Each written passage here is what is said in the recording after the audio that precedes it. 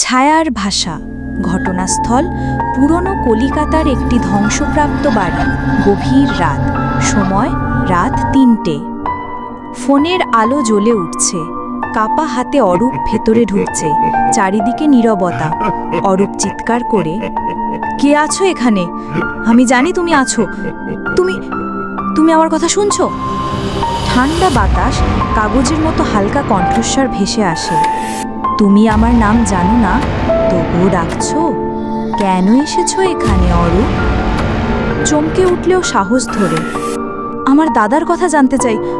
তিনি এখানে কিভাবে মারা গেলেন? আলো দপদপ করে নিভে যায়।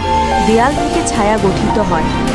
তোমার দাদা সত্য খুঁজতে এসে নিজেই মিথ্যেতে হারিয়ে গেল। কিসের সত্য খুঁজছো তুমি? আবেগ নিয়ে। শুধু শান্তি চাই। যদি তাকে সাহায্য করতে পারি তাহলে নিজের জন্য নয়, তার জন্যই এসেছি। শান্ত কণ্ঠে, তাহলে শোনো। তার শেষ শব্দ ছিল, ছায়ার ভাষা বোঝো, আলো নয়। বুঝতে পারো অরূপ? দেয়ালে রহস্যময় চিত্র আঁকা হতে থাকে। অরূপ চিত্রের দিকে এগিয়ে যায়।